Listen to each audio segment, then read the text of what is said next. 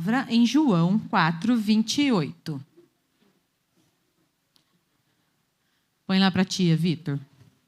João 4:28.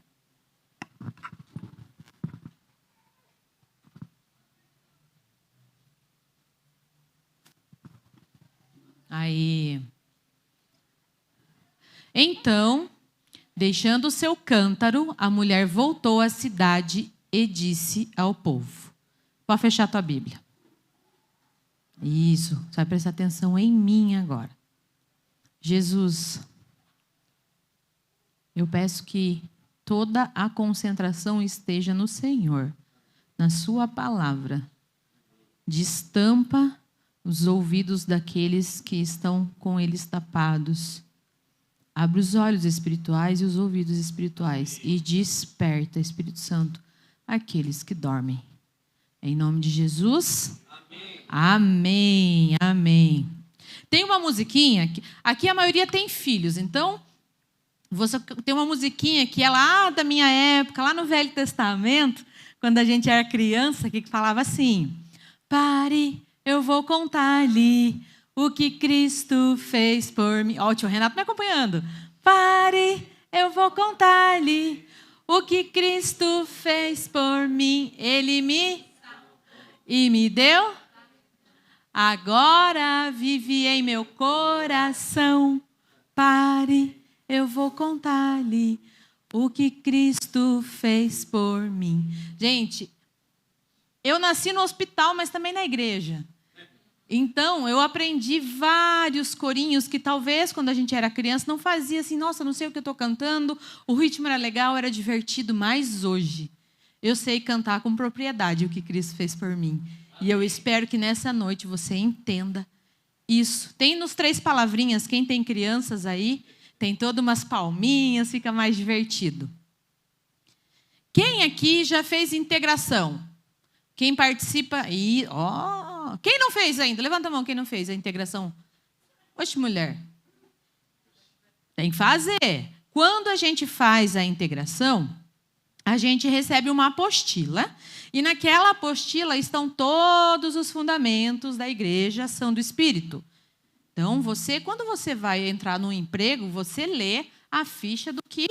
Quais são os fundamentos daquela empresa? Ou quando você quer abrir uma empresa, ser um MEI, enfim... Você precisa saber aonde você está colocando os teus pés. Se você concorda ou não com aquilo, certo? Correto?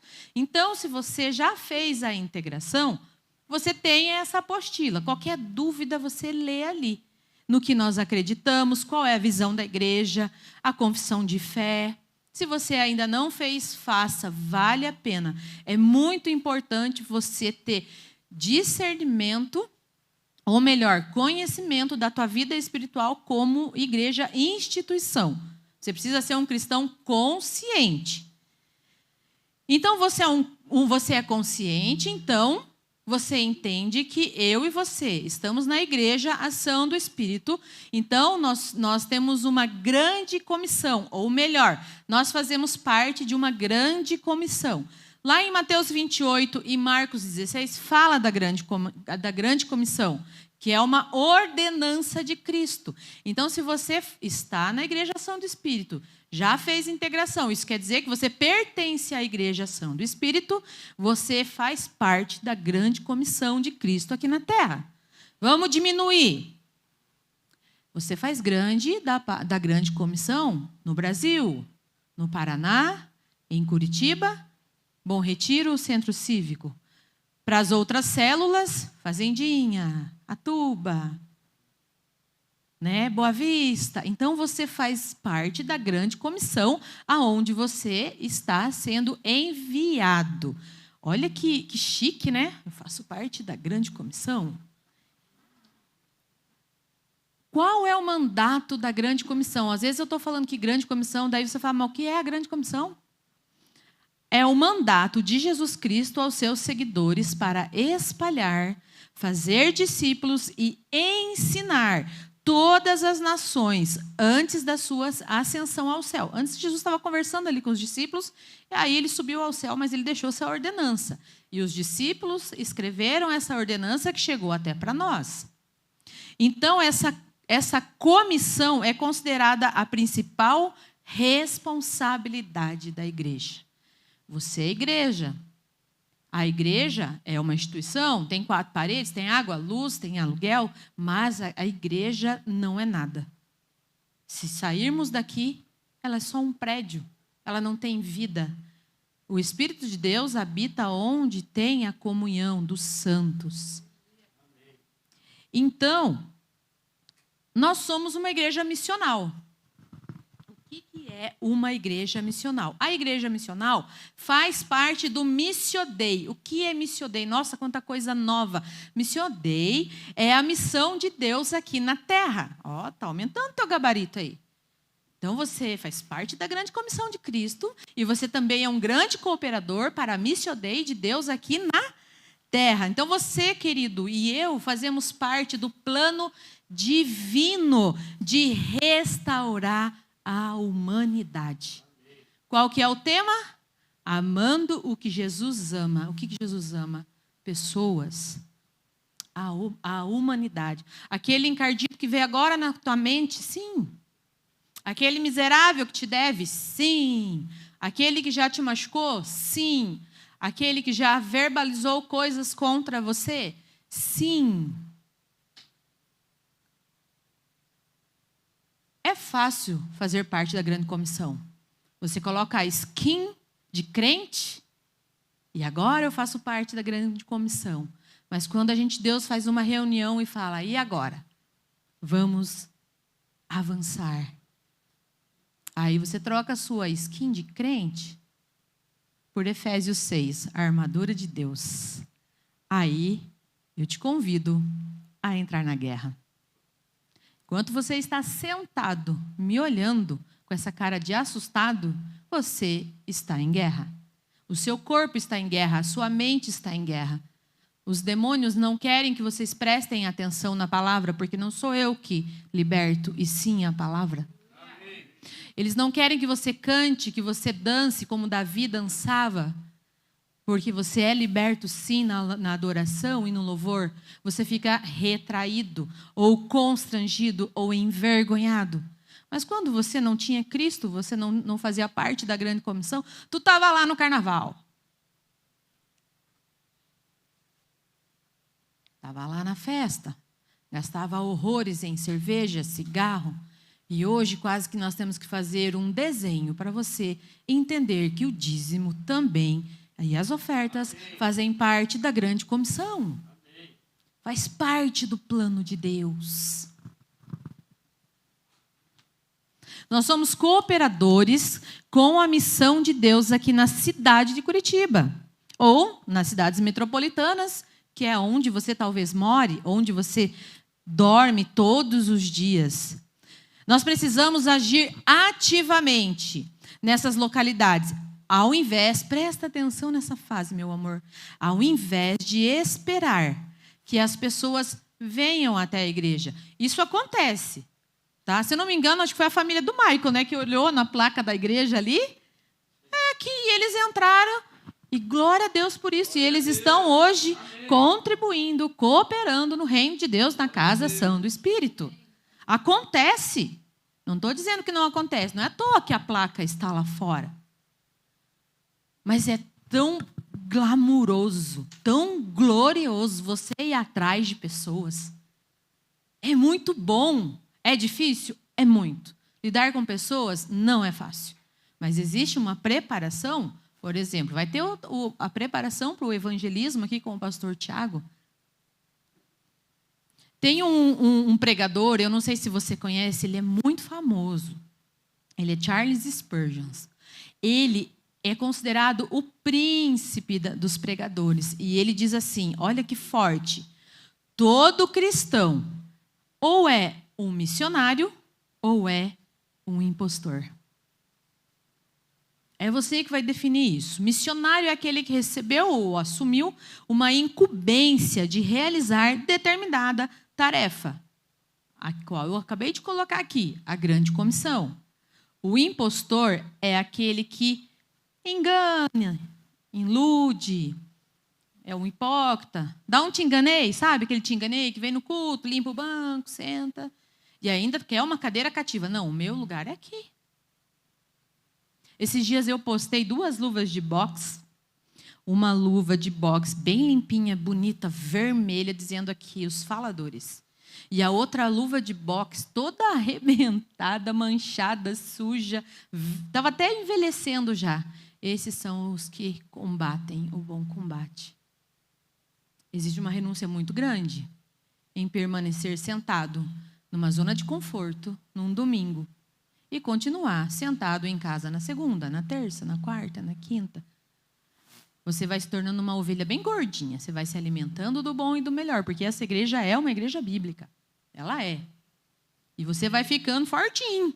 Se você se alimentar da palavra assim, você vai ficar fortinho. Porque você depois, além de você ser fortinho, você tem que colocar a armadura de Deus e ir para a batalha. A fé cristã verdadeira envolve não apenas uma crença. Eu sou cristão. Eu sou evangélico. Ela também compartilha a ação do evangelho com outras pessoas. Seja em casa, isso o pastor pregou semana passada, seja no trabalho ou em outro lugar. A minha primeira experiência, vou falar assim com vocês, sobre evangelismo, nós participávamos da primeira igreja independente do Largo da Ordem, e nós participávamos dos King's Kids, que se chama Filhos do Rei. O King's Kids é de Jocum, existe até hoje, em todos os lugares, tanto no Brasil como fora do Brasil. O King's Kids, eles trazem pessoas de todas as faixas etárias, desde criança até um idoso que queira participar, fazendo evangelismo. E na época nós fazíamos evangelismo através de dança e teatro. Gente, eu sou um caos dançando. Não me convide para dançar, mas era uma dança com propósito. Era uma dança muito sobrenatural. O teatro, a mesma forma, as pessoas aceitavam Jesus através do teatro, sem falar uma palavra. Tamanha era a unção daquelas crianças, jovens e adolescentes e idosos ao apresentar o grande eu sou nas praças, shoppings e etc. Aí nós fomos, era Páscoa, foi muito legal. Na Páscoa, lá em Piraquara, nós batemos de casa em casa palmas, e a gente, com a canetinha e o caderno, gente, criança, adolescente, jovem, tipo IBGE, a gente batia. Aí a pessoa fala, quantas crianças moram aqui? Qual é o tamanho de roupa? Eu nunca me imaginei fazendo aquilo. Então, nós pegávamos tamanho de sapato, calça. Quantas crianças tem? Adolescente, idoso? E aí a gente fez o seguinte, nós tínhamos uma adolescente que a mãe dela, ela é dona do colégio Senhora de Fátima, lá no Xaxim. E aí, olha o que essa adolescente fez. Ela chegou no colégio da mãe dela e ela fez maior barulho. Ela pediu para que todas as salas da escola da mãe dela ofertassem diversos tamanhos de tênis, roupa, de tudo que você imagina. E a gente juntou tudo e fomos para a igreja. No último andar da igreja, pensa, nós subimos as escadas. E aí a gente separou, família por família, o tênis, a calça. E a gente fez sacolas com o nome da família. E na Páscoa, a gente fez outro desafio para os irmãos da igreja. Era a mesma situação. Nós pedimos para que os irmãos da igreja levassem um frango. Tipo, um frango? Gente, um frango. Só que tinha que entregar no dia o frango. Então, o que nós fizemos? Pegamos as sacolas de roupas, pegamos os frangos e fomos para Piraquara. Quando a gente voltou, de novo, naquelas casas que nós organizamos, batemos palmas e fizemos todo o cadastro, entregamos as roupas e os frangos, gente. Pasme você. As pessoas choravam porque elas nunca tinham recebido esse tipo de amor. Linguagem de amor, existem muitas. Eu lembro que tinha casa que a gente entrava, o chão era de terra batido, mas era limpinha. Tinha casa que não era a nossa religião. Quando a gente entrou com a provisão que vem de Deus, não vem da religião, vem de Deus. Eles dobraram os seus joelhos, colocaram os seus véus e adoraram a Deus por tudo que eles receberam. Nós chegamos em casa em que as mulheres falavam assim, meu Deus, Deus, eu não tinha o que comer na Páscoa. Fia, você não sabe como você alegrou meu coração. E nisso a gente entrava nas casas, a gente invadia as casas com essa ferramenta maravilhosa que é o dar, que é o que vai acontecer hoje, sem receber nada em troca. Nós tivemos lá a gentileza do Espírito Santo de orar por pessoas, de impor a mão e curar pessoas, porque o Senhor nos diz que nós somos filhos de Deus e nós receberíamos poder.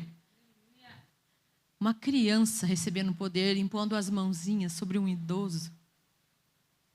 Foi uma experiência maravilhosa que eu guardo dentro do meu coração. E eu sou grato por Deus me deixar participar dessa cooperação nos bairros mais pobres.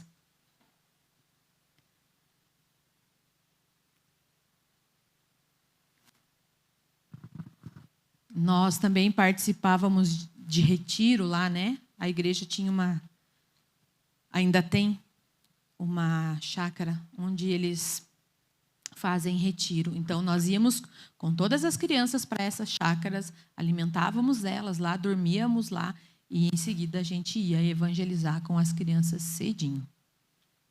Nós cristãos, nós somos chamados para ser testemunha do poder, que eu acabei de falar, poder transformador do Evangelho, e para resplandecer, fazer brilhar a glória do Senhor Jesus Cristo, aonde você colocar as plantas dos teus pés. Você precisa ser luz, você precisa ser sal. Eu gosto de um cara muito legal. Eu gosto, né? Não é todo mundo que tem as mesmas afeições, mas eu gosto muito de John Wesley. A primeira vez que eu assisti sobre o pastor John Wesley, que é da igreja wesleyana, que existe, inclusive também aqui em Curitiba, eu fiquei encantado, porque ele é um pastor, um rapaz, onde... Olha a frase dele, presta atenção, isso aqui é para pai e para mãe. Aprendi, isso foi John Wesley que disse, aprendi mais sobre o cristianismo com a minha mãe do que com todos os teólogos da Inglaterra. Se você for estudar sobre a mãe de John Wesley, é de tirar o chapéu. É uma mãe fantástica, magnífica, que ela evangelizou e ela alfabetizou todos os filhos dela com salmos. Salmos. Quando John Wesley, ele fazia tudo o que um cristão fazia, tudo o que um pastor fazia. Ele visitava os pobres, que é o que eu acabei de falar. Ele fazia evangelismo, ele ia para as prisões, ele ia para lugares onde ninguém queria ir. Mas ele ainda não tinha entendido sobre a salvação. E quando ele entendeu sobre a salvação, que é a salvação, a gente tem um pensamento que a gente vai botar Deus dentro de uma caixinha. E é do seu jeito. Aí você esquece que Deus é na multiforma de Deus, que ele vai alcançar pessoas. E aí ele foi proibido de pregar na igreja do pai dele. E aí, quando ele foi proibido de pregar nos púlpitos das igrejas, ele começou a pregar incansavelmente para um número cada vez mais de pessoas nas ruas, praças, campos e nas indústrias. Ele desbravou a Inglaterra a cavalo, gente. A gente tem preguiça de evangelizar aqui no Largo da Ordem. Eu nem sei quantos passos que está daqui lá. A cavalo. Ele foi considerado o cavaleiro de Deus. E ele pregou mais de 40.000 sermões. Quando os seus amigos lhe perguntaram, e agora, como que você vai fazer? Não tem mais igreja para você? Ele falou assim, o mundo é a minha paróquia. Assista ao filme de John Wesley. Vai aumentar a tua fé. Fala, uau! Naquela época onde não tinha nada motorizado, ele ia a cavalo. E eu lembro que tem uma imagem assim da igreja. Antigamente as igrejas elas eram assim em pastos, né, em lugares um pouquinho mais separados, e os cemitérios eram próximos às igrejas, né? Antigamente era assim. E eu lembro que quando ele foi proibido de pregar dentro da igreja do pai dele, O túmulo do pai dele estava ali do lado de fora. E ele subiu no túmulo do pai dele e ele pregou. Talvez você fique escandalizado. Nossa, que horror, que absurdo. Subir em cima de um túmulo, que desrespeito à honra de seu pai. Quando meu irmão faleceu, já fazem 4 anos, eu estava no cemitério. Tinha mais de 500 pessoas no velório do meu irmão. Ali no cemitério, quando a gente começa a guardar já a pessoa debaixo da terra, pegou um fogo no meu coração, e o Espírito Santo falou assim: sobe e abre a sua boca. E eu subi em cima do túmulo do meu pai. E eu comecei a falar do amor de Deus. E as pessoas iam chorando. E eu falava: parem de usar drogas. Parem de brigar. Volte a falar com os seus pais. E os jovens foram chorando. E as pessoas foram chorando. Eu não tinha uma Bíblia na minha mão. Eu tinha uma dor no meu peito que vocês não fazem ideia. Mas o Senhor já estava me curando. E na mesma hora que eu subi no túmulo do meu irmão, que era o mesmo túmulo do meu pai, e eu falei do amor de Deus, e as pessoas foram chorando. Eu não sei se pessoas se converteram naquele dia, mas eu sei que da minha boca o amor de Deus falou naquela situação tão dolorosa da minha vida. E vai piorar. Quando eu desci do túmulo do meu pai, o cara que fez com que o meu irmão falecesse estava embriagado e veio de frente comigo assim, implorando o meu perdão. Gente, eu tremia porque era uma mistura de dor, uma mistura da certeza que o Senhor Jesus estava comigo naquele dia, naquela tarde. E como que eu não iria perdoar o cara que fez o barco do meu irmão afundar?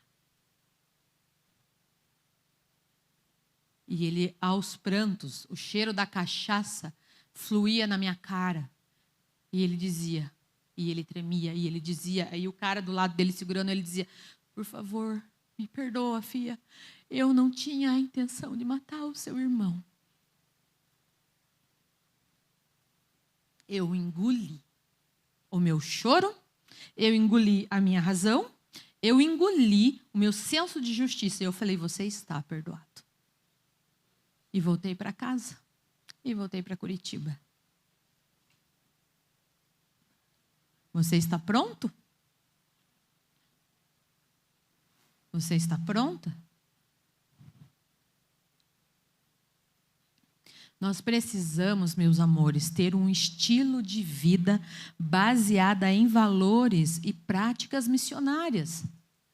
A tua dor não pode ser maior do que o seu Deus. Não pode. Isso vai te barrar. Isso vai te segurar. A tua razão. Essa semana, quando a gente é convocado para pregar, parece que Satanás fala: vamos atormentar ela. Uhul. Bora lá. Então começa a acontecer na vida da gente, não que não aconteça no dia a dia também, porque se você não estiver sendo um missionário, você está sendo um impostor. Então Satanás vai te largar. Isso aqui não faz diferença no reino mesmo.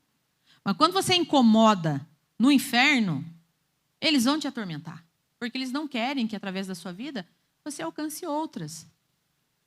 Essa semana foi uma semana muito difícil. Aí o pastor falou assim: Silvia, você prega? Eu falei: Jesus, minha barriga, tá me dor de barriga.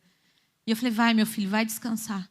E aí ele chegou, ele falou: e aí, tá tudo certo com a palavra? Eu falei: esse meu, eu chorei tanto quando eu fui fazer a palavra. Ele falou: mas dessas que é boa? Eu falei: ai, meu Deus. Eu tô falando com vocês aqui, tá fazendo borboletas na minha barriga assim, sabe? Mas é o temor do Senhor, porque a gente precisa falar. Olha o que Timóteo diz, lá em 2 Timóteo 2, do 4, do 2 ao 4. Pregue a palavra, esteja preparado a tempo e fora de tempo. Repreenda, corrija, exorte com toda paciência e doutrina. Pois virá tempo em que não suportarão a sã doutrina.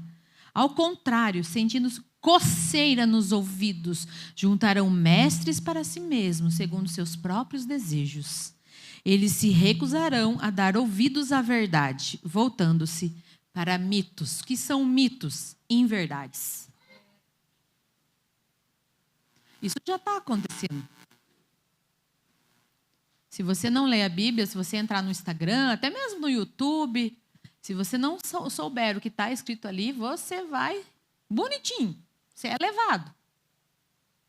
Aí vem aqui o pastor, vem no domingo arrancar todos os carrapatos que você pegou ali no YouTube, no Instagram, no Facebook. Dá trabalho cuidar de ovelha, né, pastor? A pastora Helena Tanuri teve uma conferência agora só para mulheres com voz profética. Ela disse assim: a grande comissão nos inclui. Presta atenção, ela não te exclui, ela te inclui. Porque a salvação em Cristo remove barreiras culturais, sociais e de gêneros. Houve uma época que mulheres não tinham acesso a este lugar. Era somente os homens. As mulheres não eram nem contadas, muito menos elas e as crianças. E hoje, louvado seja Deus, que as mulheres têm vozes proféticas dentro da sua casa, do seu trabalho, com os seus filhos. Jesus nos reuniu juntos novamente para o mesmo propósito, que nós temos cooperadores um com os outros. Cabeça, Cristo, e nós, o corpo. Você lembra, se eu te perguntar agora, o dia em que você foi resgatado por Cristo, você lembra? Tipo, eu lembro o dia, a hora, o lugar. Eu estava vindo de uma situação muito pessoal, bem delicada. A minha mãe veio de São Paulo, nós não somos daqui. Minha mãe veio de São Paulo, soube da situação, veio conversar comigo. E a família da minha mãe, eles são presbiterianos. Meu avô construiu igreja presbiteriana no interior de São Paulo, então a nossa linhagem é presbiteriana. Então a minha mãe ficou muito assustada, né, da forma que eu estava passando uma necessidade aqui em Curitiba, e ela veio. A minha mãe tem um hábito até hoje, gente. A minha mãe gruda no meu braço, assim, sabe, até para andar na rua. Ela faz isso. E ela me pegou. Nós estávamos na primeira IPI. Ela me pegou e quando terminou o culto, o altar da primeira IPI é enorme. Você lembra a altura? Assim, se você bobear, você cai lá embaixo. E aí a minha mãe me catou assim pelo braço, me levou assim, chegou aqui no altar, chamou o pastor, tadinha da minha mãe. Ela chamou o pastor assim, minha mãe é extremamente tímida, gente. Minha mãe é uma pessoa extremamente reservada, mas ela é muito crente. Ela é muito crente. E aí eu estava com uma vergonha, sabe, daquilo que tinha acontecido com a minha vida. Medo, culpa e vergonha é Satanás que põe, não é Jesus, tá? Medo, culpa e vergonha. Eu estava com as 3 coisas dentro de mim. E a minha mãe me pegou pelo braço e me trouxe até o altar. E eu lembro que o pastor... Eu ia trazer a foto para vocês, esqueci. O pastor agachou assim, o pastor Meyer, cabelinho branco, polaquinho, falava não sei quantas línguas. E ele abaixou assim, e a minha mãe falou assim: e agora, o que nós vamos fazer? Ele simplesmente colocou a mão na minha cabeça e ele falou assim: filha, agora eu vou cuidar de você. O próprio Cristo. Depois daquele dia, nunca mais a minha vida foi a mesma. Uma conversa com Jesus muda tudo. Uma conversa com Jesus muda tudo. Esse é o cântaro. Fez um negócio pesado, gente, depois para pegar. E os cântaros daquela época eram maiores ainda. E aqui a água fica bem geladinha, bem fresquinha. E eu fico imaginando aquela mulher indo ao meio-dia, naquele sol, buscar água. Uma conversa com Jesus muda tudo. A mulher, então, abandonou o seu cântaro depois dessa conversa com Jesus. Cada um de nós temos um cântaro. Meu querido, minha querida. Independente da sua idade, você tem um cântaro. O cântaro é sua vida cotidiana, preocupações, cargas, suas tarefas diárias. Deixar o cântaro representa uma rejeição ao seu passado e a um convite a um novo futuro que a verdade e a revelação se tornam o foco principal. Esse cântaro, talvez, o que pode ter aqui dentro? Não tinha a água da vida, porque a água da vida estava fora e ela se encontrou com a mulher. Como é que você quer ser uma igreja missional? Como é que você quer ser um evangelista? Como é que você quer ir? Como é que você quer caminhar com um negócio desse pesado? Ainda mais aqui em Curitiba. Como é que você vai? Quando é que você vai se livrar do seu cântaro? Quando é que você vai deixar no altar? Fala assim, cansei, Jesus, não aguento mais. É só Jesus, querido. É só Jesus, querida. Os seus pecados não confessados estão aqui dentro. As suas iniquidades de família. Nossa, mas eu nunca fiz isso, mas teu pai fez, teus tios fizeram, teus avós fizeram, está no teu sangue. Roubar, matar, destruir, fofocar. Gente, quanto mais coisa tem nesse cântaro, mais pesado vai ficar a sua vida. E Jesus quer trocar o fardo com você.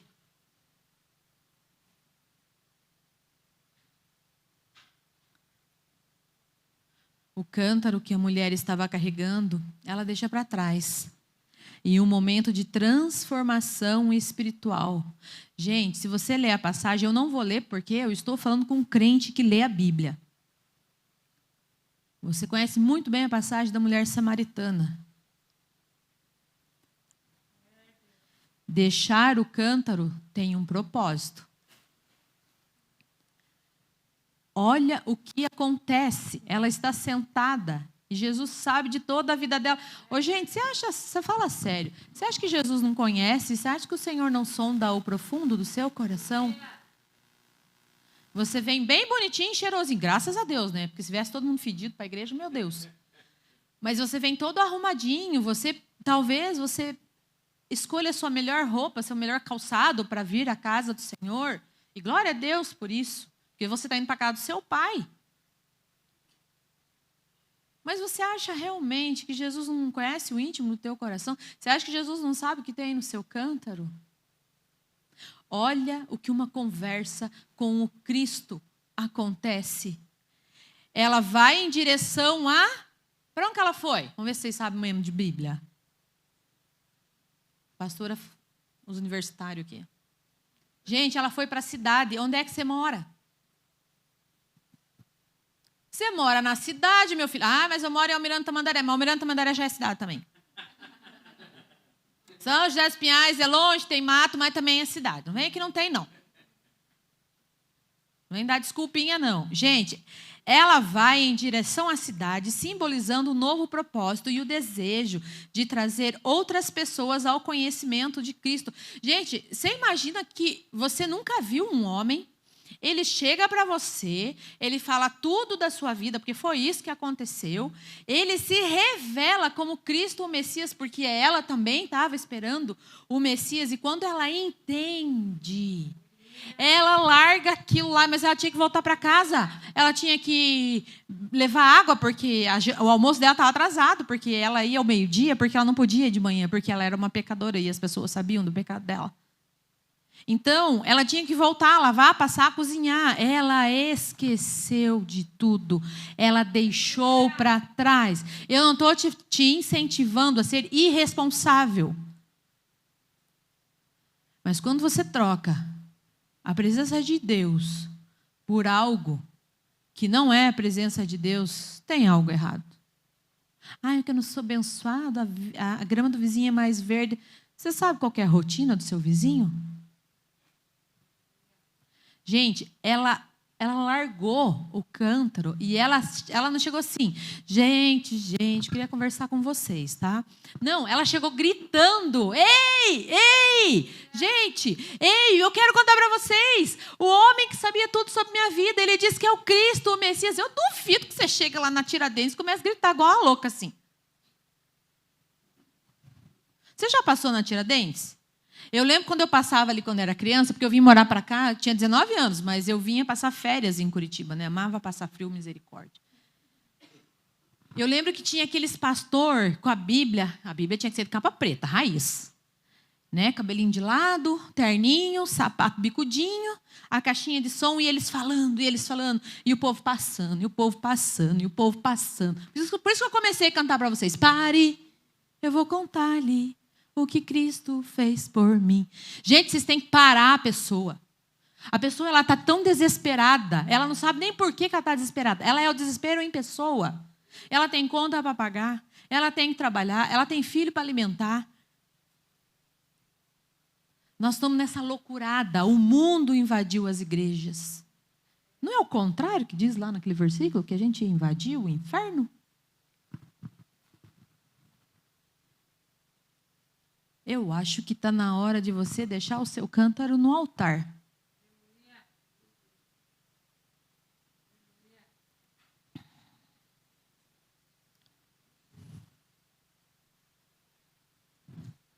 Você quer ser uma igreja missional? Então está na hora de você se posicionar. Você precisa entender, compreender o chamado de Deus para a sua vida. É hora de obedecer. Você não obedece nem teu pai e tua mãe, você vai obedecer Deus, mas não vai. Você não obedece nem o cara que te dá trabalho. Está errado.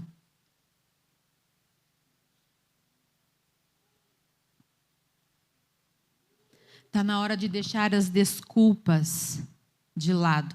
Ah, não, é que você não sabe como que é a minha vida. Tia Silvia não quer nem saber. Ai, está na hora de deixar... Não, é que a senhora não sabe como foi meu passado. Não, eu sei como foi o meu passado e como Cristo me resgatou. Agora, entendo eu, com 47 anos de idade, possessora, como diz as crianças, que você está aqui porque você foi resgatado. Senão você não estaria aqui. Será que é preciso nascer de novo, então? Sair da religiosidade? Ah, porque eu aprendi assim, sabe? Lá na igreja da minha mãe, Nicodemos era o cara. E ele não entendia como que podia nascer de novo. Ele até falou para Jesus, eu imagino que Jesus riu dele nessa hora, né? Como que vou entrar de novo na barriga da minha mãe? Mas hoje nós não somos Nicodemos, nós temos, meu Deus, nós temos um acesso livre, o véu se rasgou. Amém. Você tem poder nas tuas mãos.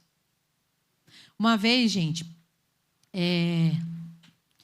a gente foi abrir uma igreja, nós éramos da Quadrangular também, e nós éramos pastores obreiros lá, e tinha que abrir uma congregação. Aí o pastor nos colocou. Acho que nós chegamos a abrir 2 congregações. Então, a gente alugou uma portinha de bar mesmo, assim, e aí a gente começou a fazer cultos ali na frente. Mas, gente, pensa num lugar feio. Mas pensa num lugar feio. Pessoas tudo feio, tudo lá era feio. E aí, a gente chegava lá, eu até me assustava, porque eu nunca tinha visto tanta coisa ruim acontecendo na vida de uma pessoa só ou na vida de uma criança só. Vocês estão rindo? Vocês estão rindo, né? Aí o que aconteceu? Nós alugamos um ambiente. E aí eu morava na casa. Eu e as moradias na igreja, né? Meu Deus do céu. Já começou lá atrás, no Velho Testamento. Aí nós alugamos a casinha, pagamos o aluguel ali para ajudar a igreja. E aí nós começamos a construir a igreja nos fundos. Gente, bem coisa de vila mesmo, sabe? É nós, faca na caveira, sabe? Essas coisas assim. Era lá. Que louco, era lá. E aí eu lembro que a gente chamava todas as crianças da rua para fazer uma escolinha bíblica. O Joarildo ficava com os grandes e eu ficava com as pequenas. Então, e corria endemoniamento lá, e vomitação, e tinha libertação, e pessoas eram salvas. E eu ali, numa sala, bem pequenininha, mas assim, quando eu digo bem pequenininha, tipo, casa de Coab, pequenininha, era a minha sala. Aí a mulher que fazia a pipoca e o lanche para mim ficava ali cozinhando e eu ficava com a Bíblia, assim, porque tinha 20, 30 crianças, assim, tudo nas minhas pernas, no sofá, no chão, nas cadeiras. E daí eu ia falando do amor de Deus assim, ó, pulando as crianças. Pulando as crianças. E um dia, uma criança endemoniou ali. Aí as crianças não perceberam. E eram gêmeos. Aí um dos gêmeos endemoniou. E aí eu falei assim, o sangue de Jesus tem poder, tem poder. E aí eu fui indo bem devagarzinho, pulando as crianças, e o menino lá, e o menino lá, e o menino lá. E eu fui indo, até que eu encostei nele. E eu orei com ele, e daí ele voltou. Você não faz ideia do meu desespero, não é pelo endemoniamento, não, porque o nome de Jesus liberta e pronto. O meu desespero foi saber o que essa criança está vivendo, a ponto de uma criança de 9, 10 anos endemoniar como se fosse um adulto. Eu falava, Jesus, o Senhor precisa encontrar essa criança o mais rápido possível. Aí, para ajudar mais, nós vamos invadir a favela. Crente não tem sossego. Nós vamos atormentar o inferno. É isso. Um frio da bexiga. Um frio. E nós com aqueles panelão de sopa. Ó, gente, pensa nas comidas gostosas.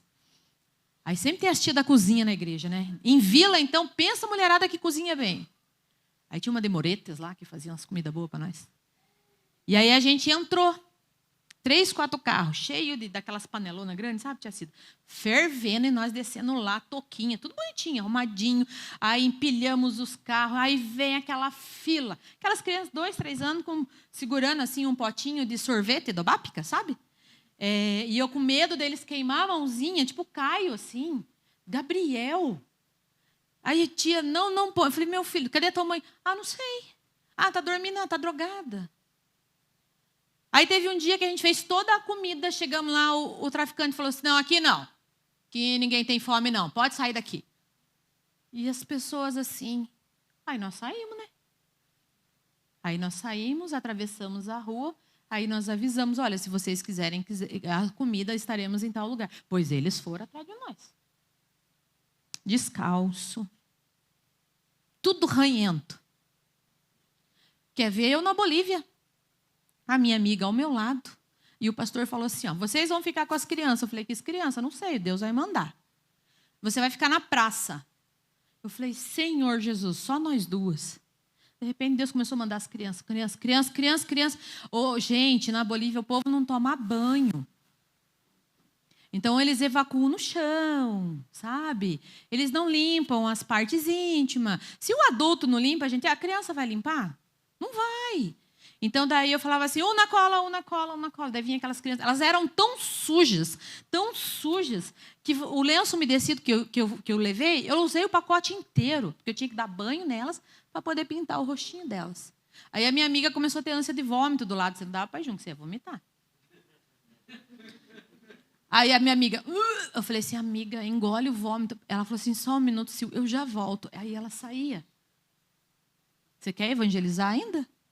Vou pegar uma minha junto com o pastor Tiago. Nós na casação. 3 andares a casação. Eu morava no último andar. E uma das meninas mais endemoniava que só, meu Deus do céu. Aí, às vezes, eu ficava com ela sozinha dentro de casa. Aí, daqui a pouco, ela vinha atrás de mim, Eu falei, meu Deus, mulher. Tia, você ora por mim, gente. Eu orei. Daí um dia ela falou assim, ai, tem um homem preto na minha porta. Eu já sabia qual era o bicho, qual era o satangoso que estava ali. Mas eu não conseguia ver, e ela via, e aí ela falou assim, tia, ele vem de noite e enrola o meu cabelo. No dia seguinte, você lembra o que aconteceu? Eu entrei no quarto, ela estava cortando o cabelo com a tesoura assim, ó, picoteando. Falei, minha filha, cabelo lindo dela. Aí ela raspou, passou a maquininha só na franja, cortou todo o cabelo, eu liguei para esse aqui desesperado, eu falei, Tiago do céu, Aí, resumindo a missa, ela raspou o cabelo, porque daí não tinha mais o que fazer. A gente ficou uma semana libertando essa menina. Vocês lembram disso? Aí, ela morava no andar de baixo. Falei, Tassi, pelo amor de Deus, vai dormir, minha filha, porque eu também preciso dormir. Ela falou assim, tia, pelo amor de Deus, ora por mim. Falei, peraí, só um minutinho. Simeão, desce aqui. Tá, ele e o Jorildo tagarelando lá em cima. Pode descer aqui. Desce o Simeão, que foi, tio? Desce o Jorildo. Aí eu falei, vamos orar aqui, ó. Vamos botar a mão na cabeça da Tassi e vamos orar para ela deixar a gente pelo menos dormir. Gente, na hora que esse homem pegou a Bíblia, você lembra disso? Bem crente. Parou na frente dela, abriu a Bíblia e nós orando. E um expulsa, né? E nós orando. Quando ele abriu a Bíblia e começou a ler a palavra, ela começou a vomitar. E o Simeão não pode com vômito. Aí... com o demônio ele pode, com o vômito ele não pode. Aí ela começou a vomitar e ele saiu com a Bíblia. Aí eu falei assim, volta aqui. Ele falou assim, continua. Aí ele...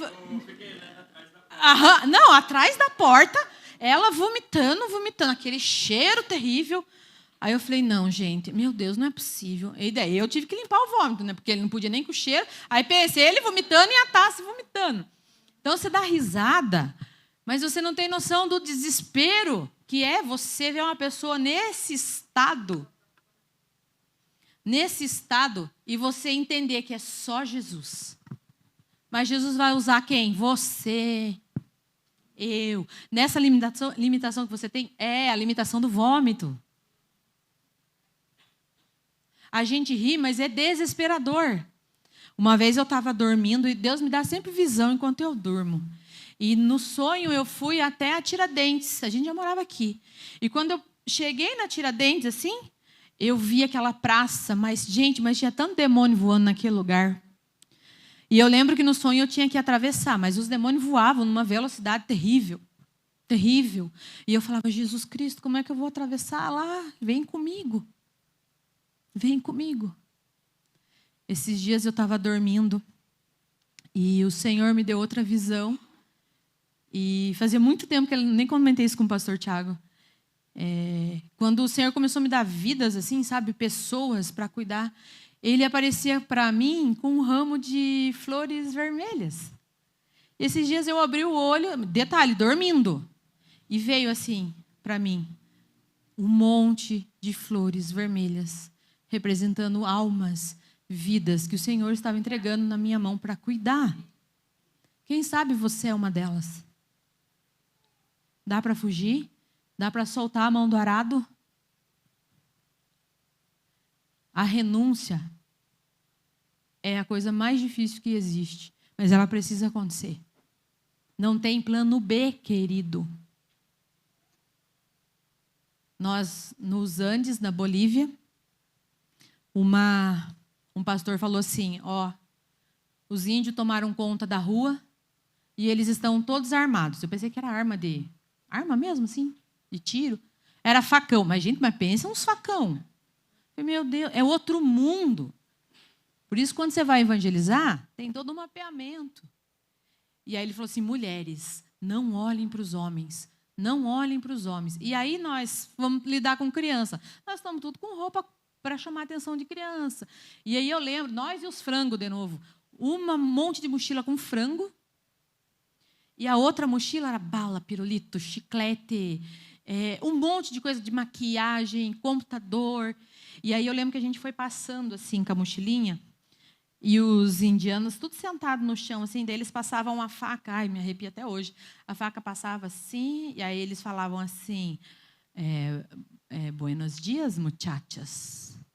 Eu falava, Jesus, Jesus. E a gente tinha espírito de oração, Jesus, Jesus. Nos faz invisível, nos faz invisível. E aí o sangue corria, assim, por onde a gente passava, porque tinha tido briga de facção. Nos índios também existe isso. Só que lá eles não chamam a polícia, eles matam. Matam. Nós continuamos com essa igrejinha ali no Sique Louco, que eu falei para você, que é considerado isso até hoje. E nós estávamos nessa igreja e a gente tinha feito a noite do pastel. Ai, que delícia, como o crente gosta de comer, né? Noite do pastel. Mas isso também chama pessoas. E fazendo a noite do pastel, e noite do pastel, e vendendo pastel. A gente fazia bazar e tudo mais. E aí eu saí para fora da igreja, já tinha terminado toda a situação, e a gente ali para fora da igreja, comendo pastelzinho. Quando eu olho para cima, assim, um rapaz armado, dando um tiro. Um adolescente. E eu falei, entra todo mundo agora. E empurrei todo mundo para dentro da igreja. Ô, gente, nós não estamos falando da África. Eu estou falando dali, ó. Aí acredite você que chamaram nós para fazer o velório. Quando eu cheguei no velório, eu fiquei horrorizada. Eu nunca tinha visto uma criança tomar tanto tiro. E aí o Matias era pequenininho e eu comecei a chorar, porque eu falei, meu Deus, não tinha uma flor, Cida. Tinha só a caixa da prefeitura, porque eles eram tão pobres, tão miseráveis, que eles não tinham um plano funerário. Então a prefeitura só dá ali uma caixinha, você põe ele ali e enterra. E ali a mãe já endemoniou junto, mas foi uma bagunça. E eu lembro que eu estava com violão, o Júlio falou, você vai tocar? Eu falei, santo Deus, que eu vou tocar no velório? Desesperador. O que eu vou cantar? O que eu vou falar diante de uma morte? Aí o Matias começou a chorar junto. O Matias era pequenininho igual o Caio, chorando, porque estava todo mundo chorando. Mãe, por que você está chorando? Que não era nem meu parente. Eu falei, filho, a palavra diz que é para a gente se alegrar com o que se alegra e chorar com o que choram. Por causa de R$5, estava devendo na boca. R$5. Voltamos para a igreja. Vida que segue. Semana seguinte, estou eu lá na igreja de novo. Aí saem os irmãos dele, porque pobre tem muita criança, né? Com as armas, tudo pendurado. Eu falo, Jesus Cristo, eles precisam do Senhor. Eu estou falando de Curitiba. Eu estou falando da cidade metropolitana onde você não quer morar. Eu morar? Eu lembro quando eu fui morar em Almirante Tamandaré, gente, meu Deus, pequei. Agora eu vou ter que confessar o pecado. Aí eu comecei a namorar o Joarildo. Eu morava no Boqueirão, o Joarildo Almirante Tamandaré. Pertinho, né? Norte-Sul. Aí o Joarildo me levava embora. Falei, quando você chegar em casa, homem, tu me liga? Cheguei, estou viva. Morri de medo, né? Ele falou assim, um dia eu vou levar você a conhecer minha mãe. Ai, meu Deus. Gente, vocês acreditam que quando ele está subindo com a moto comigo, não tinha um homem estendido, morto ali na rua da casa do Joarildo? Eu nunca tinha visto uma pessoa morta, cara. Desculpa aí os moços que moram em Almirante Tamandaré. Aí eu já morei lá. Aí passa um tempo, que o Joarildo tinha terreno, tudo lá. Vamos nós construir a casa lá. Falei, Jesus, eu vou morar aqui. Um povo mal educado. E assim, gente, mas Deus me forjou, porque assim, Deus vai te ensinar a amar o que Ele ama. Deus ama o povo mal educado, querido. O sem noção. Depois me acostumei. Mas quase me jogaram dentro do ônibus. Você ri. Mas é desesperador, porque quando você entende que o plano do Senhor é salvar a humanidade, está incluso todo mundo no pacote, galera. Sabe quando você está brincando, pelo menos eu no primário, vamos fazer dois times de futebol aqui, você escolhe esse, o outro escolhe esse. É horrível você ir ficando, não é? Porra, cara, daí você vai ficando, vem então, já que você sobrou. Não, Jesus não olha assim para as pessoas. Jesus não rejeita ninguém. Então você também não pode rejeitar. Você vai brigar com você vai brigar com você vai ter o domínio próprio. Você vai ter que precisar da ajuda 100% do Consolador, que é o Espírito Santo de Deus. Ele vai dizer para você, vai para a esquerda, vai para a direita, não faça.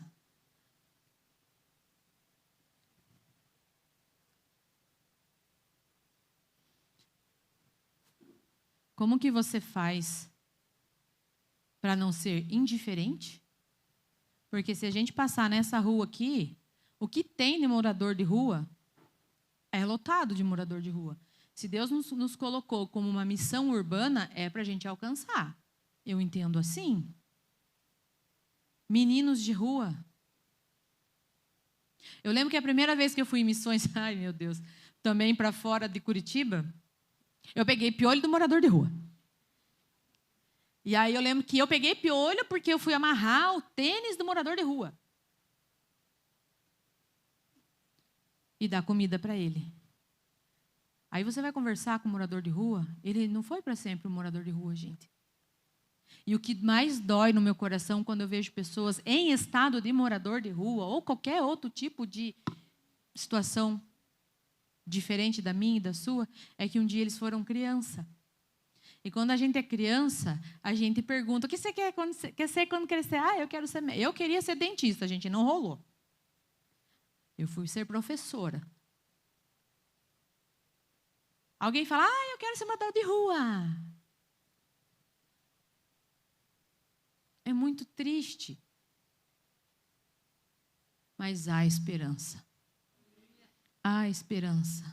Sabe por quê? Porque Jesus já veio e ele voltará. Amém. O Rei dos Reis, ele teve um encontro com a mulher samaritana que abandonou os seus maus costumes, abandonou o seu pecado e trouxe arrependimento para ela. Ele diz: vá e não peque mais. Isso serve para mim e para você. Tem uma musiquinha que diz assim, hoje é o dia das musiquinhas do Velho Testamento. Ele diz assim: Jesus deixou toda a sua glória, veio ao mundo como homem para nos salvar, viveu aqui e conheceu nossas dores. Aí ele diz que ele sofreu e morreu em nosso lugar. Para quê? Para nos mostrar que o Criador, o único Deus, nos ama e deseja restaurar. Teu perdão vai além do céu, nenhum monte é tão alto, nem o vale tão profundo como o amor do nosso Deus.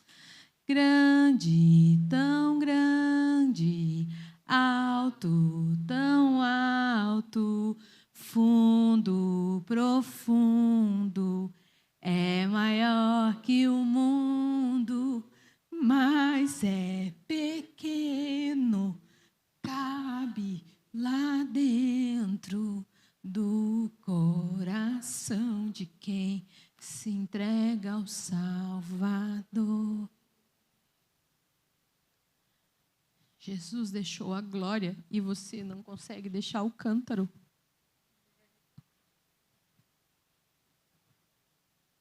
Jesus deixou a glória e você não consegue deixar o cântaro. Por favor, reaja. Acorda. Pessoas estão morrendo, indo para o inferno. E nós precisamos ser uma igreja missional. Se coloque em pé, por favor.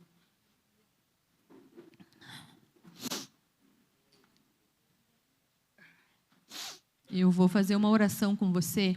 Eu falei para Jesus assim: Jesus, como que a gente ora?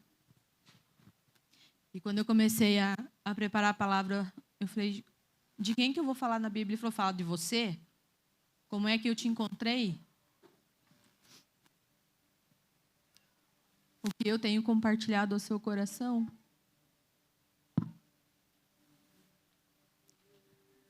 Eu vou ser bem direta, porque eu acho que nós estamos num tempo que não dá para sorrir. É um tempo de se posicionar. Aquele que quer deixar o teu cântaro, pode vir aqui na frente.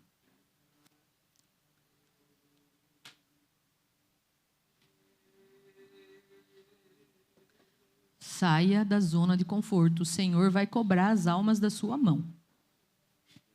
O Senhor vai cobrar as almas das nossas mãos.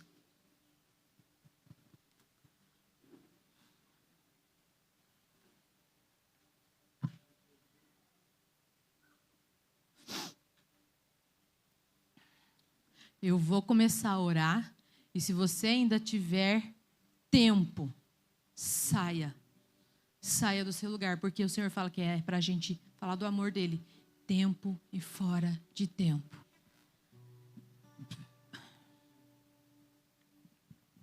Senhor, compadece de nós, ó Deus, segundo a tua benignidade e segundo a multidão das tuas misericórdias.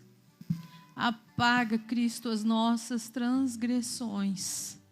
Lava-nos totalmente das nossas iniquidades e purifica-nos dos nossos pecados, que estão sempre diante de nós. Ai, como é difícil, Jesus. Cria em nós, ó Deus, um coração puro e renova dentro de nós um espírito inabalável. Não nos afaste da tua presença, Jesus. Governe sobre nós, sobre a nossa mente, sobre a nossa casa, sobre os nossos filhos, sobre os nossos maridos. Alcança as nossas famílias.